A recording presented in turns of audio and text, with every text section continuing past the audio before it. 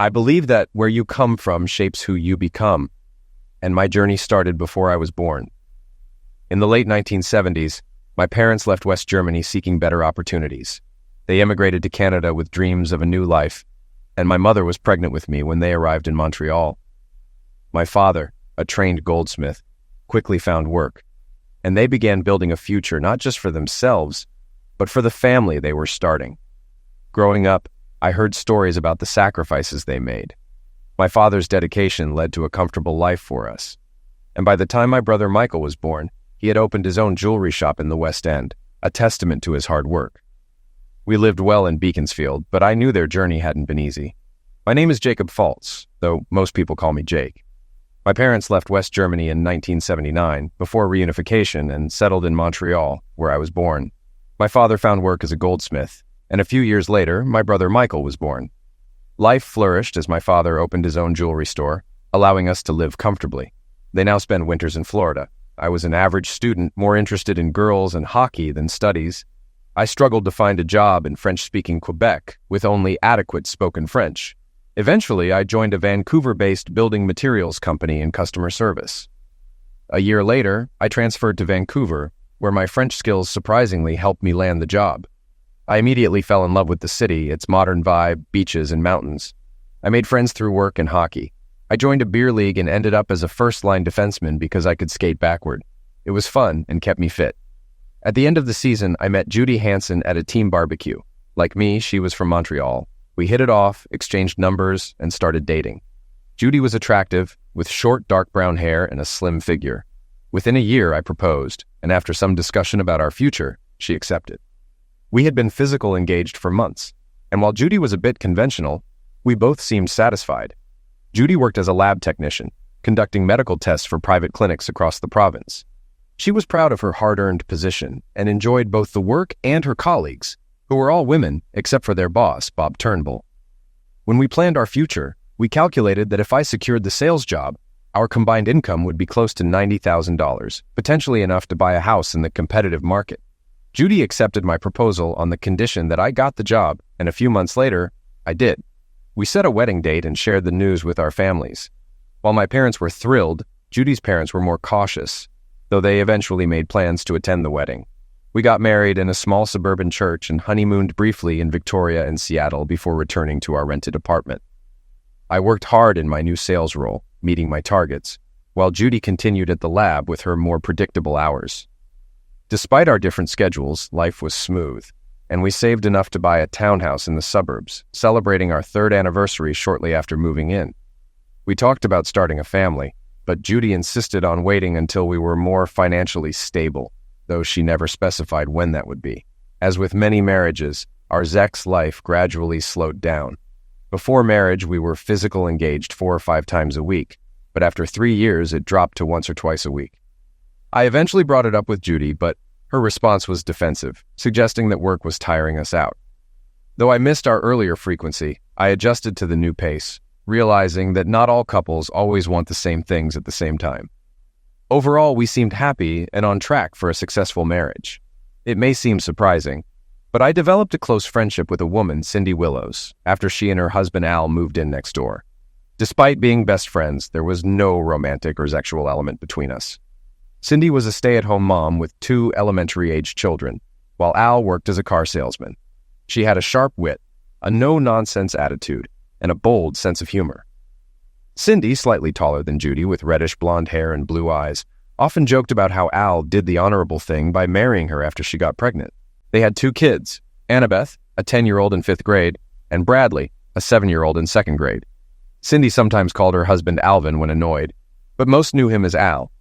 He was about 6 feet tall, with curly red hair, a ruddy complexion, and flashy style. Bright suits, a Rolex knockoff, and a gold ring. Al seemed to believe this was the ideal car salesman look, and his upbeat, always-on personality could be either endearing or irritating. Unfortunately, I found him more annoying, though Judy was neutral toward him. However, I liked Cindy's straightforwardness, and we became good friends over time. I also liked her kids. Annie, as she was often called, was polite and charming, destined to be a heartbreaker. Brad was playful and always cheerful, with good manners that I appreciated. Judy, however, kept her distance from them. which made me wonder if she was signaling a reluctance to have children. If we were going to start a family, I hoped our kids would be like Annie and Brad. Things took a downturn last spring. After 6 years of marriage and nearly saving enough for a house, I was suddenly laid off when my company was sold and the branch closed. The news shocked me, and Judy's reaction was one of anger and disappointment, as if I had failed her. It was a tough blow to my morale. I began job hunting immediately, but opportunities in my field were scarce. Judy would leave for work with a quick kiss, while I spent my days searching for jobs and feeling increasingly discouraged. After 2 frustrating weeks, I was feeling low when Cindy appeared one morning. "Hey, handsome, got any more coffee?" she asked with her usual playful spirit. She often called me handsome, even in front of Al and Judy, and they didn't seem to mind. I invited her in, and as we chatted, I told her about losing my job. Cindy, in her blunt way, acknowledged how tough it was, but immediately started thinking of ways to help. Unlike Judy, who seemed distant, Cindy was actively concerned. She asked about my best subject in school, and I mentioned English, especially writing. Cindy then mentioned a friend who worked from home writing manuals and turning down business due to high demand. She suggested I talk to her friend about potential opportunities. "Great, thank you, Cindy," I said, appreciating her willingness to help. Her name was Paula Woods, and when Cindy handed me the phone, I caught her at the perfect time. I offered to call back later, but she was on a break and happy to chat since I was a friend of Cindy's. Paula shared that she had been in a similar situation, unemployed and in need of work, when she found an ad for a job writing manuals and instructions for an import-export business. The company needed someone to create clear English instructions for products from China, as the translations they were receiving were comically bad. Paula took the job and never looked back. "They're also looking for someone who can translate into French," Paula said. "They've been using an expensive translation service, but they need someone in-house who can both write and translate. It's especially tough with the machinery manuals." She gave me the agency's name and her contact, and I asked if I could mention her name. She agreed, and I handed the phone back to Cindy while I poured us both more coffee. "Cindy, you and Paula might have just saved my life. I can't thank you enough," I said. "No need. It was nice to see you perk up again. You looked pretty down earlier," she replied.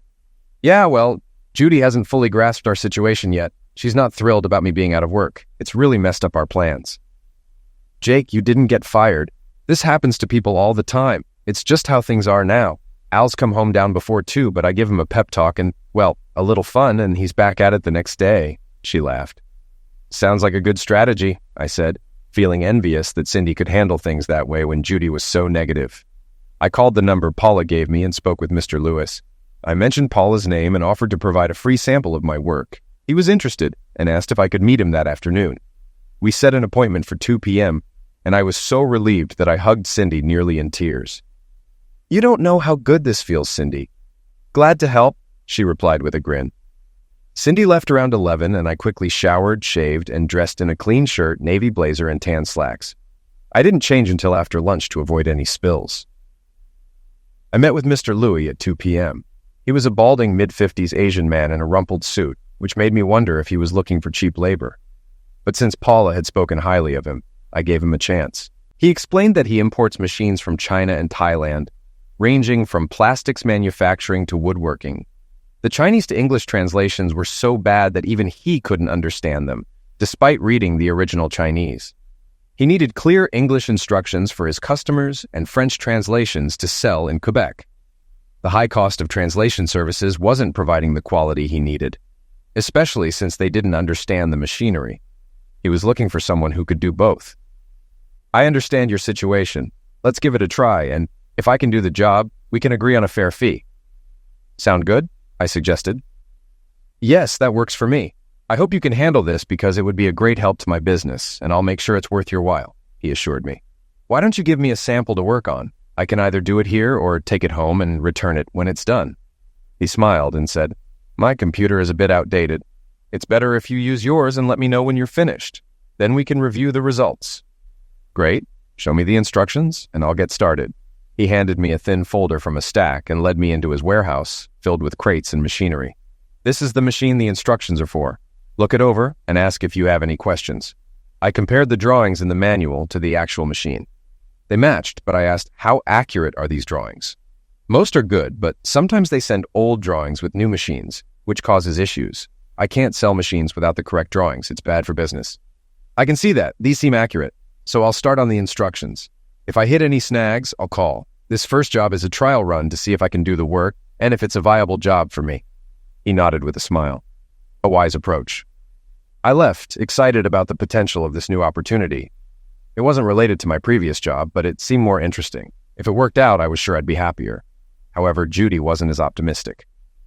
"What do you know about machinery? How can you make money from this?" she questioned. "I know someone who's already doing it successfully and working from home, which I'd like to do." "Oh, great. You'll sit around all day while I work hard in the lab." "Why do you think that? Working from home would save us money, no commuting costs. It seems like a good situation." "Show me you can actually earn a living, Jake. I have my doubts.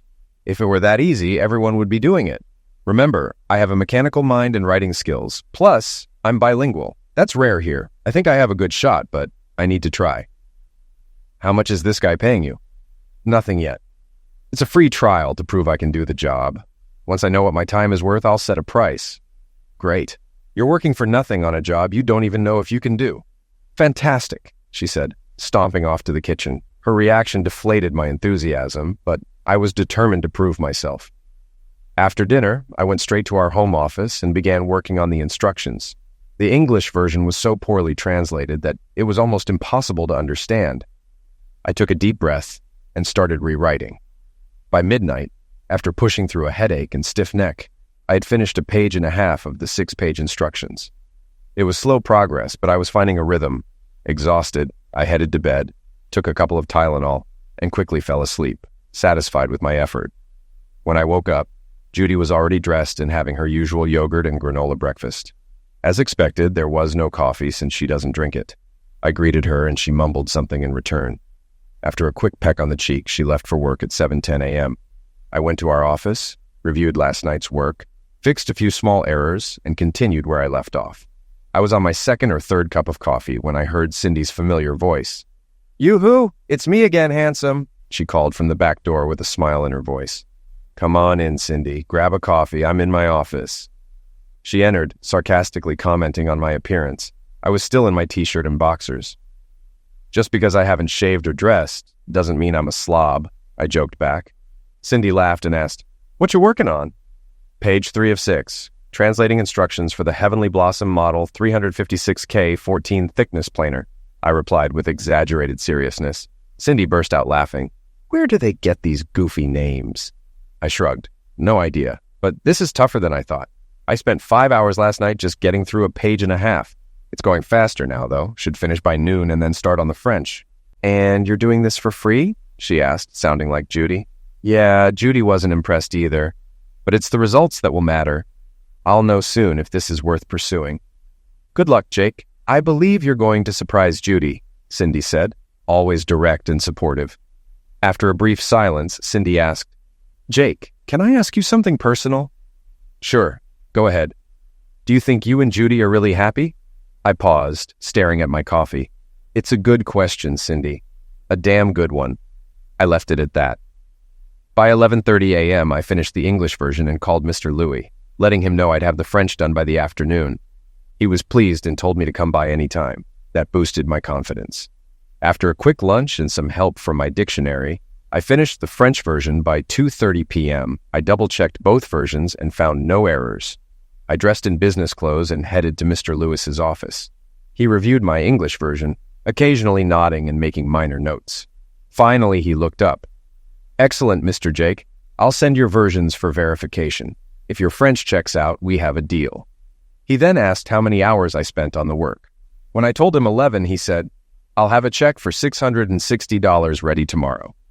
I reminded him that this was supposed to be a free trial, but he insisted, "I don't take advantage of good work. I believe we can do good business together." He also advised me to incorporate my business to avoid future tax issues and protect myself from liability. I thanked him sincerely and asked him to inform me of any problems with the French version.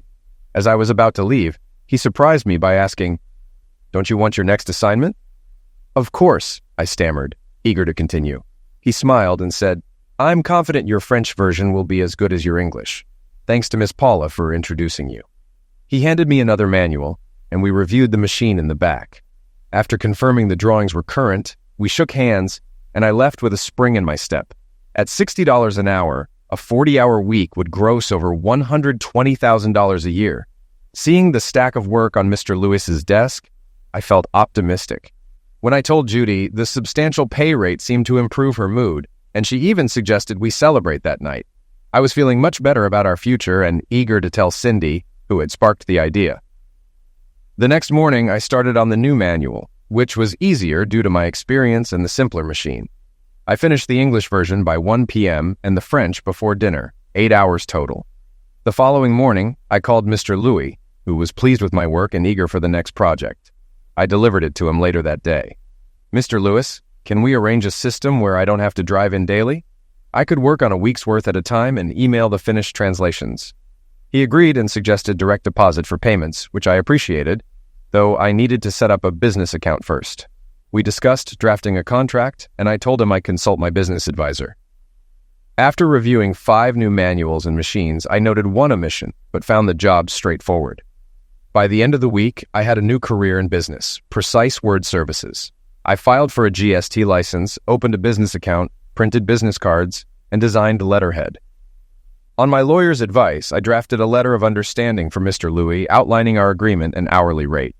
I also bought a color laser printer as a business expense. By Thursday, I completed and returned 5 manuals and picked up 6 more, reviewing the machines before leaving. I wondered how many machines Mr. Lewis had as I booked 46 hours that week, earning nearly $4,000. With Friday's work, I would likely double that amount. I was working nonstop in my home office. Judy barely saw me except during dinner, where we had brief conversations. For the first few weeks, she shifted from disdain to curiosity about my new job, asking questions like, "How often do you get paid?" "I get paid per job. I'm a contractor, so I handle my own taxes and expenses," I explained. She then hinted at needing money. "Can you spare $1,000? Things are tight since you lost your job." "Sure," I agreed cautiously, even though my business was already bringing in about $3,000 a week. I transferred $1,000 from my business account to our joint checking account. Judy seemed surprised, but pleased. It felt good to contribute again, even though I hadn't been out of work long. I decided to meet with Mr. Louis to gauge the future of this business. He reassured me that more complex machines were on the way, meaning plenty of work ahead. Relieved, I knew I could relax a bit. On a warm day, Cindy stopped by as usual. She greeted me with a smile. "Hey, handsome, where have you been?" I beckoned her over, replying, "Come on over and I'll tell you," content with how things were unfolding. As Cindy joined me, I couldn't resist sharing some news with a hint of pride. "You're now speaking to the president of Precise Word Services, Inc., Jacob R. Faltz." She laughed off my announcement. "Yeah, right, the president. Sure, Jake." We shared a lighthearted moment before she remarked, "It's good to see you happy. It's been a while." Acknowledging her observation, I admitted, "Yeah, it feels like a weight's been lifted. I can move forward again." Her curiosity piqued. She inquired, "How does Judy feel about it?" I met her gaze, confessing, "She doesn't really know." Cindy seemed puzzled. "You mean she can't decide?" "No," I clarified. "I haven't told her how well the business is doing." She paused briefly before responding, "Oh." I then reminded her, "Cindy, remember when you asked if Judy and I were really happy?" She nodded. "Yeah." Reflecting on our situation, I confided, "I'm not so sure anymore. I haven't lied to her, but I haven't told her everything either." "Why not?" she pressed. I shrugged, uneasy. "I don't know. I just have this feeling something's off." After a thoughtful pause, I posed a hypothetical question. "If you were in my place making good money, would you tell Alec?" Cindy considered my question, then replied, "Jake, that's a tough question. We live on Al's commissions, and it's hard sometimes. I'd hate to think he'd hold out on me." I expressed my concern. "Yeah, that's what's bothering me. I'm holding out on Judy, and I'm not sure why." Cindy responded matter-of-factly, "That's easy. You don't trust her." I asked, seeking affirmation, "You think?" She was confident in her observation. "I know. I can tell something's wrong between you two, and I'm pretty sure it's not you." Curious, I asked her, "Why do you say that?" Cindy was frank. "I know you, Jake. You're straightforward, no nonsense. I've noticed how Judy treats you when she thinks no one is watching. She acts like she married beneath her. I don't know why, but that's what I see." I murmured thoughtfully, "Her parents?" Cindy inquired, "What about them?" I explained, "They don't think much of me. Maybe it's rubbing off on her." Cindy scoffed. Are her parents royalty or something? No, her dad's a city employee, and her mom works part-time at a market. Definitely not royalty, I clarified. Cindy, frustrated, advised, then they should be grateful she married someone who treats her well. You deserve better. I sighed, pondering. Maybe they had higher expectations for her. As Cindy leaned back, she asked, so, what now? I confessed, I don't know. I still love her, but it feels like she's given up on me. I hope I'm wrong. Cindy responded softly, I hope so too, Jake. Though there were no signs Judy was having an affair, I began to worry. A few weeks later, she mentioned working overtime due to a reorganization at the lab. We seemed to be drifting apart, which made me sad. I was nearing 28, and we hadn't started a family, and I wondered if we ever would. I cut back on night work to spend more time with Judy, hoping to reconnect. I also began contributing $800 to $1,000 a week to our joint account, explaining that the business was now stable. Despite our improved finances, our relationship remained distant. We made love only once or twice a week, and no amount of effort on my part could change that. Meanwhile, my business with Mr. Louis was thriving.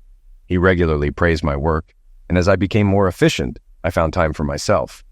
Occasionally, I'd take a break to enjoy a lunch out or a beer at the local bar. After our intense conversation weeks earlier, Cindy and I didn't see each other much until I started inviting her over for morning coffee. It became our daily time to talk openly, without worrying about being overheard. One day, Cindy asked, "How's Judy?" "Same, distant," I replied. "Do you think you two will make it?" "I want to keep trying, but I'm not sure," I admitted. "Both of you need to try for it to work," she said. "Yeah, I know." Then she paused and said, "Jake, she's cheating on you." I froze. Cindy would never joke about something like that. "You know this?" I asked quietly. "Yeah, I know." "With who?" I asked, my voice shaking. "Her boss, Turnbull." "How long?" I asked, feeling cold inside. "Not long with him, but he's not the first." "What? Who else?" "I found out Al slept with her a few months ago." "Holy crap, anyone else?" "I don't know, but one's enough, isn't it?" "Yeah, more than enough," I said. "I'm going to kick Al out. I'm done with him. He's done this before, and if I let it slide, he'll do it again. I'm looking for a job before I leave him. I won't let my kids live in poverty." "Jesus, Cindy, can this get any worse?" I groaned. "I remember you asking me something similar when you lost your job, and Judy gave you hell for it," she reminded me. "What a mess," I said, feeling utterly frustrated. "Yeah," she agreed. "Well, I guess I'll be rethinking my financial plans. No way am I giving Judy anything after this. She can go live with her boss." "Can't blame you. Just don't do anything that'll land you in jail. I need you for my morning coffee," she joked, trying to lighten the mood. "Maybe we should both kick them out and move in together," I said, half joking. "You're forgetting something, Jake." "The kids." "No, I'm not. If they don't come with us, the deal's off," I joked back, trying to lift the heaviness of the moment. Cindy laughed, but I noticed tears in her eyes. We both needed a release from the heaviness of the situation, so we shared a laugh. It felt good to have someone to talk to. We decided to set aside our spouse problems for the day. I had work to finish, and I needed to figure out how to cope with living with Judy until I decided what to do. Surprisingly, I felt emotionally detached, more disappointed than angry. I even wondered how many others there had been besides Al and her boss. That evening, I acted as if nothing had changed, though it took me longer than usual to fall asleep. I kept thinking about what to do and realized I needed proof. Not that I doubted Cindy, but I wanted to see it myself. The next morning, Judy claimed she had to work late again, which I suspected meant she was seeing her boss. I called Cindy, borrowed her car, and staked out the clinic parking lot. Sure enough, Judy came out with a tall man in a nice suit. They got into a Mercedes, and I followed them to a hotel. I watched them check in, each carrying a small overnight bag. I took several pictures, confirming what I needed to know. I returned Cindy's car and told her what I saw. She hugged me and advised me to cool down and think before confronting Judy. We agreed to talk more the next day. The next morning, Cindy and I had time to discuss our next steps before the kids got home. I was angry and hurt by Judy's betrayal, but knew the marriage was over. There was no doubt about that. I asked Cindy how she found out. She explained that gossip spread through mutual acquaintances. One of Judy's coworkers noticed the affair with her boss, and it eventually reached Cindy through a chain of people who knew we were neighbors. Cindy added that many people were aware of Judy's affair. When I asked how she found out about Al and Judy, Cindy said it was through a nosy neighbor who noticed Al visiting my house when I was away. I guess Judy fell for his talk about being a big deal at work, Cindy said, shaking her head. Cindy then asked if Judy's boss, Turnbull, was married. I confirmed he was, but I didn't know much else. Cindy grabbed my phone book, looked up his number, and called. "Hello, is this Mrs. Richard Turnbull?" Cindy asked. After a brief silence, she apologized, pretending she had the wrong number, and hung up, giving me a knowing smile. "He's married and they don't have any kids," Cindy confirmed. I shook my head, realizing how sharp she was. No wonder I could never fool her. We sat quietly for a bit. "I think we should visit City Hall, Jake. I'd like to see who owns the clinic property," she suggested. "What's on your mind?" I asked. "You might find some leverage. A title search can reveal interesting things. Let's go if you have the time." "All the time in the world," I smiled. 10 minutes and $10 later, we discovered that the clinic's property title was under Mrs. Diane Turnbull's name, matching the home address of Robert Turnbull. "Looks like Mrs. Turnbull has the upper hand," Cindy said with a smirk. "So Loverboy's wife owns the building, and maybe he's just the manager," I guessed. "Exactly. I'll bet Judy doesn't know that. If he's playing her, she's in for a rude awakening when I dump her," I replied. "Ain't that a shame?" Cindy chuckled. We left City Hall and grabbed lunch together. Being with Cindy always lifted my spirits. We avoided discussing our personal issues until we were back at the townhouse. "So what's next?" I wondered aloud. "Did you take the pictures I suggested?" Cindy asked. "Yeah," I said, pulling out my camera and connecting it to my computer. We looked through the photos. These shots at the hotel desk and elevator don't leave much doubt. You could hire a private detective for more evidence, but it probably isn't worth it. Whether you divorce her for infidelity or irreconcilable differences, the outcome will be the same. Save your money and brace for the worst, Cindy advised. "I never thought it would come to this," I said, shaking my head. "No one ever does. I didn't think Al would cheat on me, but he did, more than once. I'm just stuck for now, needing a job before I can leave him and provide for the kids," Cindy said. "I've been thinking about something," I started cautiously. "Hear me out with an open mind." "I'll try," she replied, focusing on my words. "The other day, I joked about us moving in together with the kids, but the more I think about it, the more I like the idea. My income will exceed $125,000 this year. I'm doing well with work, and I could buy a 4-bedroom house in the same school district. You and the kids could move in as tenants until you find a job you like. No strings attached," I proposed. "That's a sweet offer, Jake, but it wouldn't be fair to you. What about your personal life and future? You don't want to stay single forever, do you?" she asked. "No, but this doesn't have to be permanent. If you find a job and want to move out, you can. At least you'd be in a stable environment with the kids," I explained. "Jake, you're a great guy, but what if I move out? What will you do with a big house then?" she asked, concerned. I shrugged. "Maybe you won't want to move out," I said, almost cringing. Cindy's eyes widened. "Are you saying you have feelings for me?" I nodded. "Sorry, but yeah." "Oh, Jake, don't do this to me," she said, clearly conflicted. "Do what?" I asked with a slight smile. "Don't mess with my head. This is too much. I haven't even kicked Al out yet, and now you're coming on to me." "It's not fair," she said, frustrated. "I know, but what they did to us wasn't fair either. This isn't about fairness. It's about what we both know. If you don't feel the same, just say so," I replied. Cindy sat quietly, tears forming in her eyes. She got up, wandered around the kitchen and living room, shaking her head and mumbling to herself. I took it as a good sign. She hadn't said no or gotten angry. She was uncertain, but not offended. "Damn you, Jake," Cindy finally said, walking toward me. "How could you?" Then, without another word, she wrapped her arms around me, pulling me into a tight embrace. When she let go, I stood up and hugged her back. "Can I take that as a yes, then?" I asked. "Of course. How could I say no to you?" she replied, wiping away tears but smiling. "No strings, Cindy.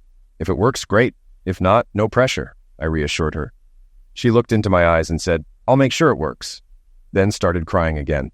I felt hopeful that we could get through the tough times ahead and come out better on the other side.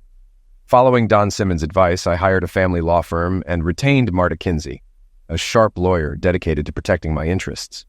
I decided not to hide my new income during the divorce. I'd disclose everything if necessary, but negotiate to avoid alimony. Marta suggested a bluff, proposing we offer Judy a split of current assets and no alimony. hoping she'd accept without knowing about my new business.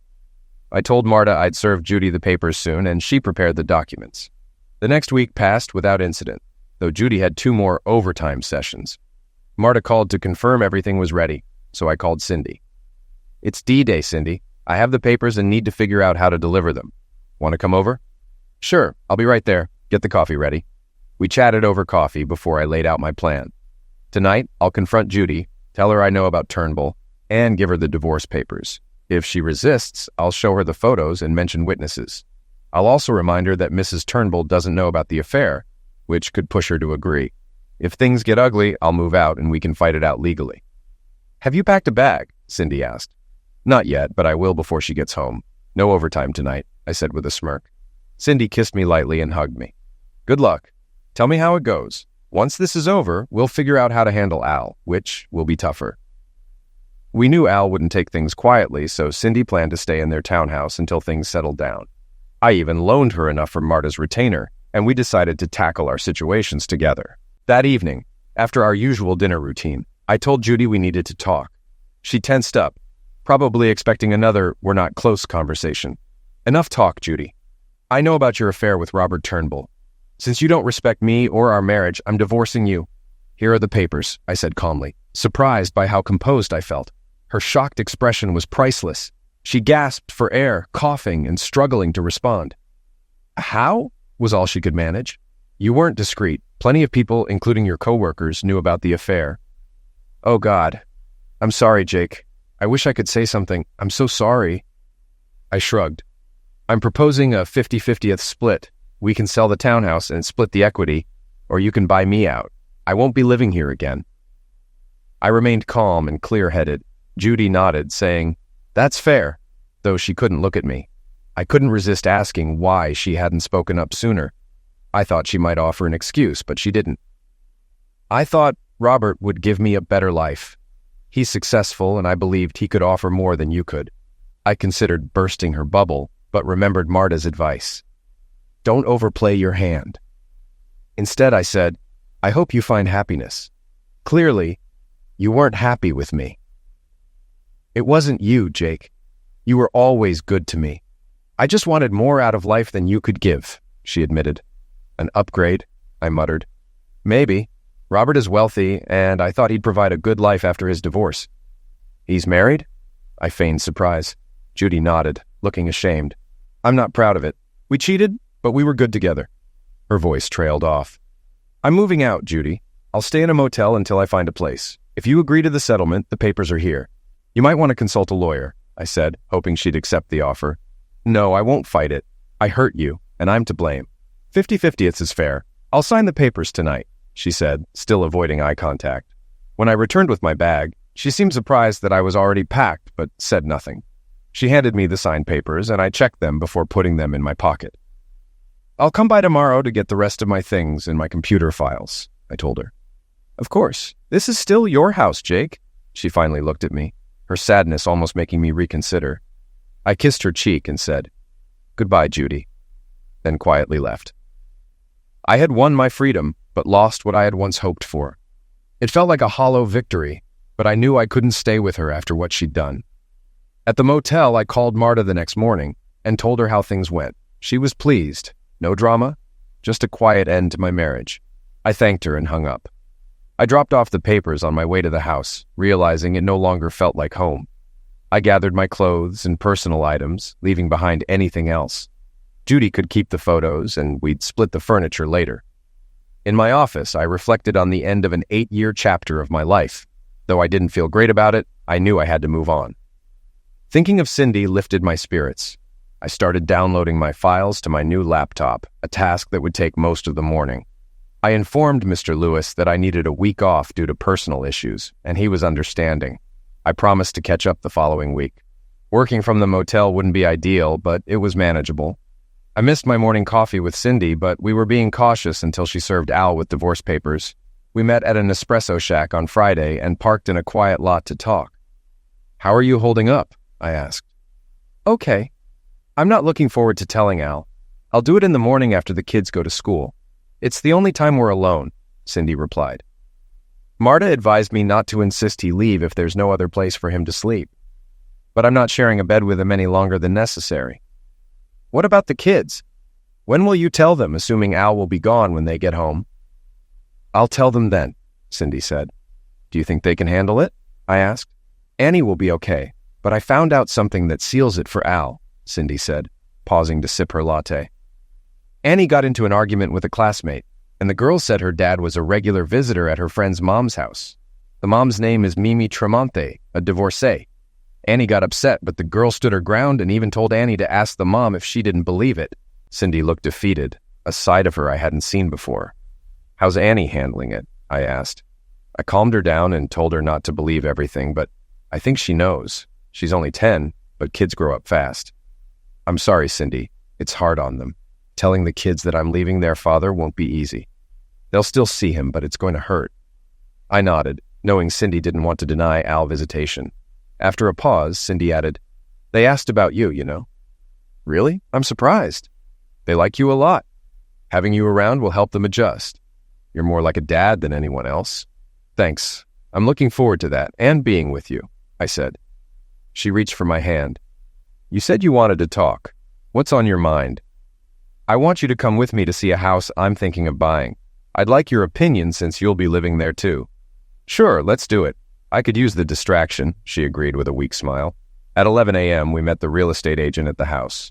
I showed Cindy the rooms and pointed out areas needing work. It wasn't a luxury home, but it had enough space, private bedrooms, 2.5 bathrooms, and a basement for storage or a playroom. I like it, Cindy said. It needs some work, but nothing we can't handle. Plenty of space for the kids, and the basement could be their playroom. If you're looking for my approval, you've got it. Great. Let's make an offer and see what happens. It's been on the market for 4 months, so we might get a good deal. We told the agent we were ready to make an offer, and he was thrilled, likely due to the slow market. I made a low offer, expecting a counter, hoping to gauge how desperate the sellers were. The empty house suggested they might be carrying 2 mortgages. Afterward, Cindy offered to buy lunch, so we stopped at a sushi bar. She joked that Al would never eat there, and I laughed, glad to see her humor returning, though I knew it might be temporary until she faced Al. The weekend at the motel was lonely. Judy was out of my life, and even though we weren't close, it was still someone to talk to. Now, I was alone, and I couldn't see Cindy either. On Saturday, I took a walk by the river for a break, and spent the rest of the weekend catching up on work. By Sunday afternoon, I was back on track, and Mr. Lewis was pleased when I updated him on Monday. He mentioned a special project he wanted me to take on, so we arranged to meet on Tuesday. I also called Cindy, who had heard from Marta that all the divorce paperwork was ready. Cindy was nervous about telling Al and wanted to discuss her strategy. I suggested it might be better to have someone serve Al with the papers instead. Cindy was adamant. No way. If someone else serves him, he'll go ballistic. I need to do this myself. Maybe I can make him understand how much he's hurt me and the kids. I'm not changing my mind or forgiving him. He brought this on himself, and I'm ending it. I let him off before, and it just let him walk all over me again. Fool me once. That's it. I wish I could be there to help, I said, knowing she appreciated the thought, but also that it wasn't possible. I'm doing it tomorrow morning. I probably won't sleep thinking about it, but I can't let the kids see this. I have to face him myself. It's the only way, she said firmly. Good luck, I offered. Tuesday morning, I followed my usual routine, gathered my laptop, and treated myself to a full breakfast at the motel restaurant. I laughed at still being frugal, despite my improved finances. After breakfast, I waited until rush hour passed before heading to Mr. Lewis's office. I couldn't stop thinking about how Cindy was handling Al. She was strong, but I knew this was tough for her. At my meeting with Mr. Lewis, he surprised me by proposing a huge project, translating manuals for tractors, backhoes, and forklifts from China. The scope was far beyond anything I'd done before. I'm not sure I can handle this alone, I admitted. It's a big project, and I'm not an expert on this equipment. Mr. Jake, you are very good at what you do. Can you find people to help? I'll pay $100 an hour. This is a big job, and I trust you to do it right, he urged. He was clearly relying on me, so I agreed to consider it. Let me review one of the manuals and see if I can make it work. Thank you, Mr. Jake. I trust you, he said gratefully. I left with a forklift manual in hand, feeling a mix of excitement and apprehension. As I drove, I thought of Cindy and felt a chill. I grabbed my phone but hesitated to call. What if Al was still there? If things had gone wrong? I decided to wait until I reached her place. I arrived at Cindy's townhouse around 10:30 and noticed Al's car wasn't there. I called her and she answered softly. Hello? Cindy, it's Jake. Are you okay? I asked, concerned. Yeah, I'm okay, she replied. Can I come over? I'd like to see you. I'm right outside your door, she said, just making sure Al's gone. He is, I assured her. Come in, the coffee's ready.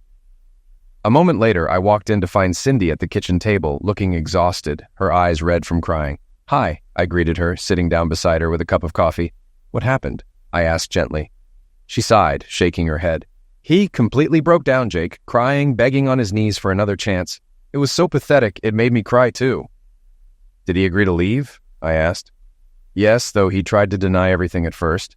When I mentioned Judy and why you're divorcing her, he looked like he was going to be sick. Then I brought up Mimi Tremont and what the girl at school said to Annie, and that's when he lost it. That sounds rough. How are you holding up? Not great, Jake. Like you, I feel like I wasted years. 10 years I can't get back. Part of me is angry, part of me is sad. There's a big difference between your 10 years and my 7, I said. Oh yeah? Like what? Like Annabeth and Bradley. Tears welled up in her eyes as I took her hands and gently squeezed them. Hold on, Cindy. You'll get through this. Cindy finally broke down, and I held her, letting her release all the pain. She was strong, and I knew she'd come out of this okay, even if it would hurt for a while. Tell me what happened, I urged. She composed herself enough to explain. She had Al sit in the kitchen while she told him she was filing for divorce. He tried to talk his way out of it, but Cindy was too prepared for that. When he realized he couldn't convince her otherwise, he played the sympathy card, bringing up the kids and their years together. But his act only made it easier for Cindy. His fake remorse didn't faze her, and she confronted him with all his betrayals, including the ones she had previously forgiven. By the end, Al was a mess. She had already packed a bag for him and told him to leave. He thought it was temporary until she handed him the divorce papers, making it clear he was gone for good. He left defeated, dragging his suitcase behind him. I wish I could have been there for you, Cindy, I said. No, Jake. I had to do this myself. It wasn't easy, but it was necessary. Don't blame yourself because I'm upset. It had to be done, and it had to be done firmly. Well, I guess we're both starting new lives now, I said. I'm just glad you'll be part of mine. She looked at me intently. Are you having second thoughts about us? Of course not. It's your choice, Cindy. Whatever happens, it's up to you. Jake, that's a cop-out. You tell me you have feelings for me and then you leave it all to me? What kind of man are you? She challenged. I couldn't help but smile, and she couldn't help but smile back. Then she wrapped her arms around my neck and kissed me deeply. I don't think we'll be apart anytime soon, she said. As expected, the offer on the house was countered, but it wasn't far from my ideal price. After a quick negotiation, the deal was done. I now owned a 4-bedroom house in a nice neighborhood. I'm almost embarrassed by how easily I moved on from Judy. I've realized I never truly loved her, not the way my parents love each other.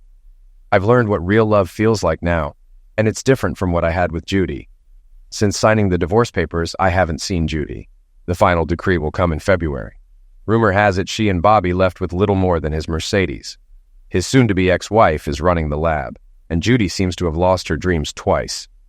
Al is still working at the Chevy dealership, but he's changed.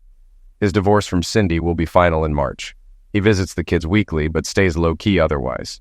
The single life doesn't seem to suit him as much as he thought it would.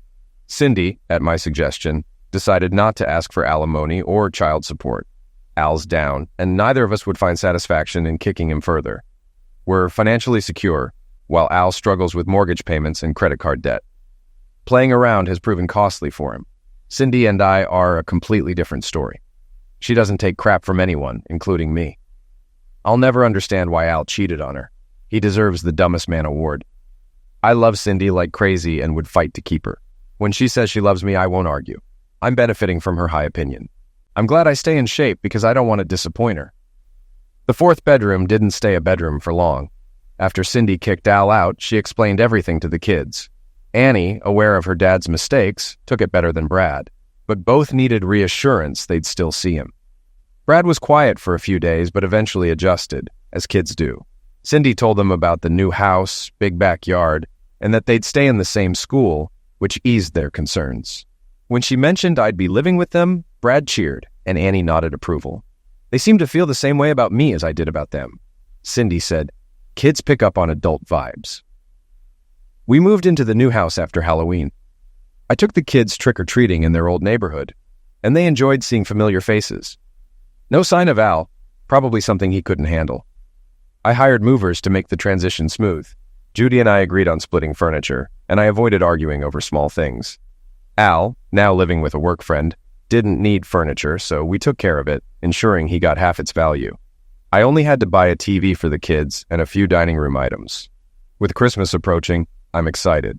I plan to spoil Cindy and the kids, but carefully, to avoid too much heat from Cindy. She knows how much I care about them, and that's made our new life easier, along with the improved Zex life. Cindy is far more passionate and uninhibited than what I was used to, and I'm doing just fine, thank you. To avoid disturbing the kids, I set up my office in the bedroom between theirs and ours. We've also embraced the benefits of working from home, turning happy hour into a midday affair. As for my career, I found a multilingual engineer perfect for Mr. Lewis's project. We secured a contract to produce manuals in English, French, and Spanish as Mr. Louis eyes the American market. I have years of work ahead, not just for him, but for others who've discovered my skills. I'll need to expand to meet the growing demand. Cindy is my personal assistant, excelling at negotiations, scheduling, and finances. She's truly my partner. And to top it off, we're getting married during spring break in Hawaii, with our families joining us. Cindy's mother, a widow, will be there too. She never liked Al, so I'm starting fresh with her. This time, it's for keeps.